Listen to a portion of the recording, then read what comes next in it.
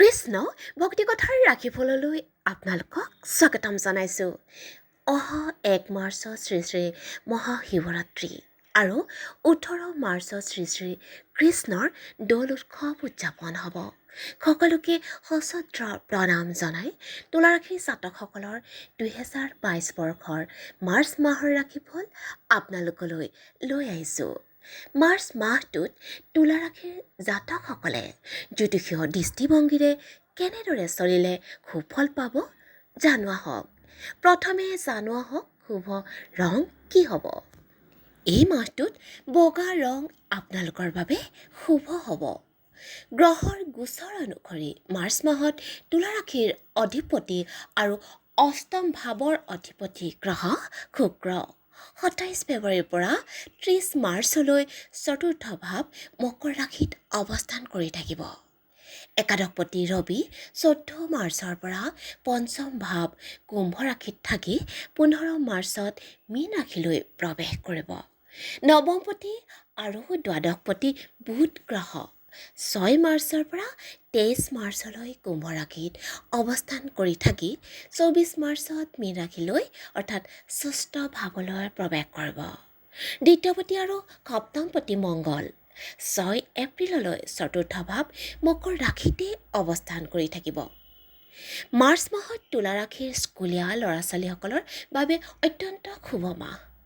পৰিশ্ৰম কৰা অনুযায়ী ফল পাবলৈ তেওঁলোকে সমৰ্থ হ'ব।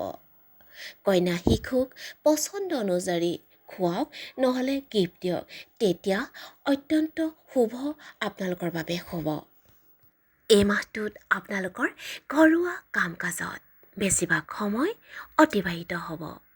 স্থায়ী সম্পত্তি কিবা নহয় কিবা এবিধ ক্ৰয় কৰি অনাৰ সুযোগ মিলিব আৰু পাৰিবাৰিক বাতাবৰণো সুখকৰ হ'ব। তুলা ৰাশিৰ বহু লোকৰ এই মাহটোৰ ভিতৰত বিবাহ কাৰ্য সম্পাদন হ'ব। ব্যৱসায়ত উন্নতি হ'ব। পাবলগীয়া ধন এই মাহটোতে আপোনালোকৰ হাতলৈ আহিব।